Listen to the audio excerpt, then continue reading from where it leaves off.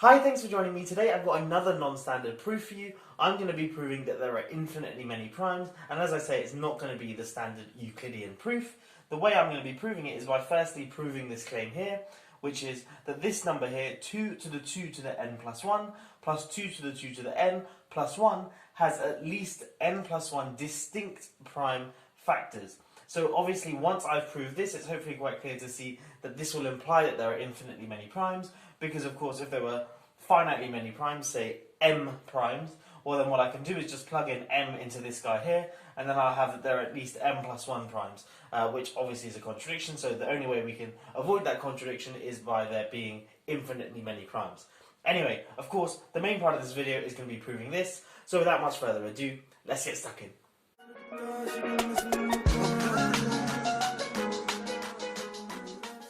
Okay, so the first thing I've done is written up a fact on the whiteboard, and that is that x to the 4 plus x squared plus 1 equals x squared minus x plus 1 multiplied by x squared plus x plus 1. Now I'm not going to prove this, it's not too difficult to verify just by expanding out the brackets on the right hand side. But what we notice is if we call this function here f of x, say, well, if we plug in f of 2 to the 2 to the n minus 1, so this thing here, well let's just plug it into this thing here, we're going to get 2 to the 2 to the n minus 1 raised to the 4 plus 2 to the 2 to the n minus 1 squared plus 1, like so.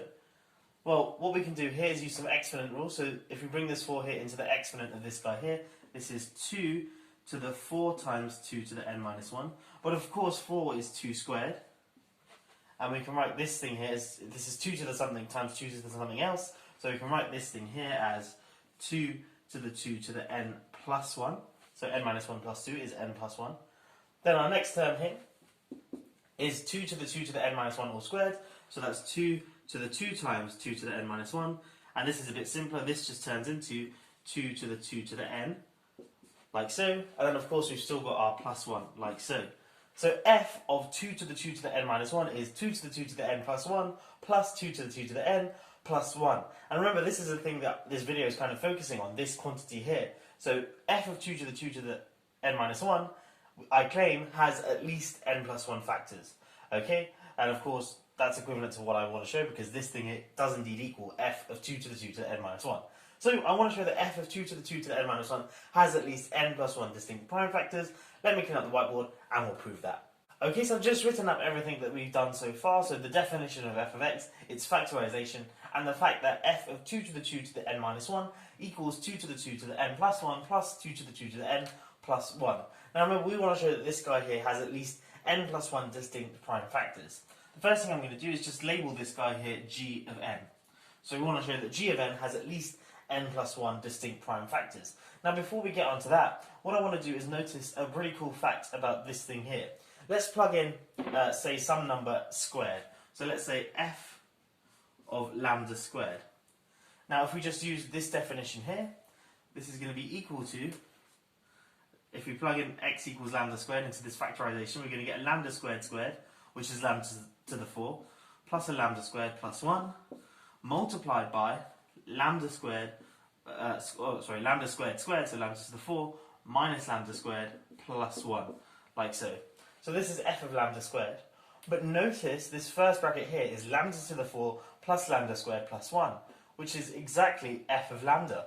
So all in all, this is just equal to f of lambda times lambda to the 4 minus lambda squared plus 1. So maybe I'll just write it underneath. So this equals f of lambda times lambda to the 4 minus lambda squared plus 1, like so. So this is pretty cool in itself, but it's going to become important in just a second. We want to show that g of n has at least n plus 1 distinct prime factors, and the way we're going to do that is by induction on n. So let's look at the base case first, where n equals 1. So I claim that g of 1 has at least 1 plus 1, so 2 distinct prime factors. So, of course, we're just going to plug in n equals 1 into this guy here. So we're going to get on the right hand side 2 to the 2 to the 2. So 2 to the 2 to the n, 1 plus 1, which is 2, plus 2 to the 2 to the 1, plus 1. This 2 to the 2 is 2 squared, which is 4, so we've got 2 to the 4, which is 16, add on a 2 to the 2, which is adding on 4, and then add on the 1, and this is 21, which of course is 3 times 7, so it does indeed have 2 distinct prime factors, so it does have at least 2 distinct prime factors. So that proves the base case that g of n has at least n plus 1 distinct prime factors. Now we've got to assume it holds true for some k, and then show it holds true as well for k plus 1. Anyway, let me clean up the whiteboard, and we'll do that. Okay, so I've got a lot on the whiteboard, but it's essentially all the facts we have so far. So the factorization of f of x, what g of n was, and the fact that f of lambda squared equals f of lambda times lambda to the 4 minus lambda squared plus 1. Now, we've already done the base case of our proof. Now we're going to assume that g of k has at least k plus 1 distinct prime factors. So k here is an arbitrary positive integer. And now what we want to do is consider g of k plus 1 and show that that has at least k plus 2 distinct prime factors, and then we'll be done. Okay, the way we're going to do that is firstly, let's write down what g of k plus 1 is. So g of k plus 1 is equal to, well, if we just go up here, plugging in n equals k plus 1 into this guy here, is just f of 2 to the 2 to the k. Okay, because of course, plugging in n equals k plus 1 is going to give us n minus 1 equals k. So we have this thing here. But of course, this thing here is the same as f of 2 to the 2 times 2 to the k minus 1. Just by exponent rules, because 2 times 2 to the k minus 1 is 2 to the k. But then I can write this thing here as f of 2 to the k minus 1 all squared. Okay, and again, that's from exponent rules, because if I look at this guy here and I bring the 2 inside the brackets, I'm going to do the 2 times the 2 to the k minus 1, which is exactly what we have here. But now we've got something of the form f of lambda squared, so we can use this guy here. So this thing here is equal to f of 2 to the 2 to the k minus 1, so my lambda here is just 2 to the 2 to the k minus 1, multiplied by 2 to the 2 to the k minus 1 raised to the 4, minus 2 to the 2 to the k minus 1 squared, plus 1, like so. So we've got g of k plus 1 equals this guy here, but if we have a stare at this, we notice we've got f of 2 to the 2 to the k minus 1. And that from there is precisely g of k. So this thing here is equal to g of k multiplied by this thing here. So this is, if I just put the 4 inside this bracket here, it's 2 to the k minus 1 times 2 squared, so that's going to be 2 to the 2 to the k plus 1, minus 2 to the 2 to the k, by bringing this 2 inside the brackets, and then a plus 1, like so. So g of k plus 1 equals g of k times this guy here in the brackets, but remember, we're assuming that g of k has at least k plus 1 distinct prime factors, and we want to prove that g of k plus 1 has at least k plus 2 distinct prime factors. Well, certainly it's going to have at least k plus 1 from this g of k here, because g of k is a factor of g of k plus 1, so if g of k has at least k plus 1 distinct prime factors, then certainly g of k plus 1 will. But of course, we still got to find one more prime factor, and I claim that that's going to come from this bracket here. So I claim that this thing here firstly has at least one distinct prime factor, and hopefully that's quite clear because we've got a plus 1 here, and then this thing here, 2 to the 2 to the k plus 1 minus 2 to the 2 to the k, is clearly going to be a positive quantity. So we've got a positive integer which is at least 2, and by the fundamental theorem of arithmetic, that will have at least one prime number that divides it. So it certainly has a prime factor, but we need to ensure that that prime factor is distinct from all of the ones here. And the way we're going to prove that is by showing that this guy and this guy are co-prime. So g of k and 2 to the 2 to the k plus 1 minus 2 to the 2 to the k plus 1. I claim that those are both co-prime, and once I've proved that, that will mean that this guy here has at least one new prime factor that this guy doesn't. So g of k plus 1 then will have at least k plus 2 distinct prime factors, and then that will solve our problem. But of course, we still want to prove that this guy and this guy are co-prime. So let me clear up the whiteboard and I'll do that final step. Okay, so the final thing we need to do is prove that g of k and 2 to the 2 to the k plus 1 minus 2 to the 2 to the k plus 1 are co-prime. And the way we're going to do that is by contradiction. But first, let's recall the definition of g of k. So g of k, remember, was just f of 2 to the 2 to the k minus 1, which turned out to be 2 to the 2 to the k plus 1, plus 2 to the 2 to the k plus 1. So we want to show that this guy and this guy are co-prime.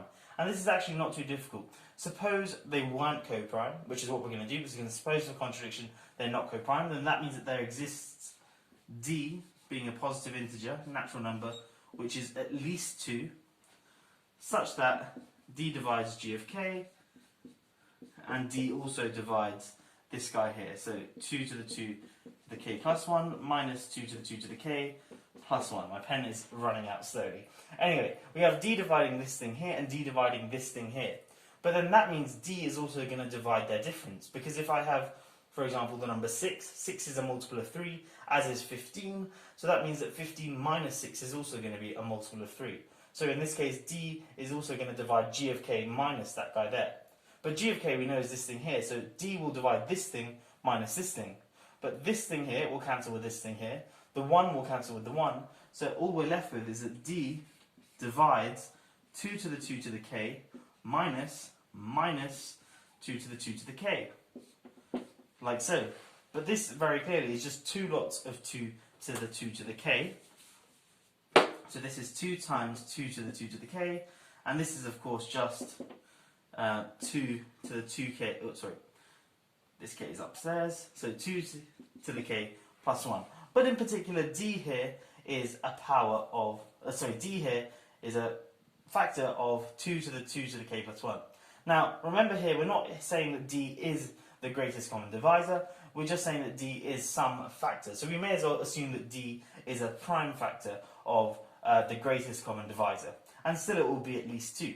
So if D is a prime number which divides this guy here, then it must be that D equals 2. So let's quickly go over that. We're supposing for contradiction that G of k and this guy here aren't co-prime. So then that means that there exists some prime factor, which I'm calling D, of these two guys, which are in common. And D, of course, because it's a prime number, is at least 2. So we have D divides G of k, and D divides 2 to the 2 to the k plus 1, minus 2 to the 2 to the k plus 1. So of course D will divide their difference, which turns out to be 2 to the 2 to the k plus 1. And of course that guy there is just a power of 2.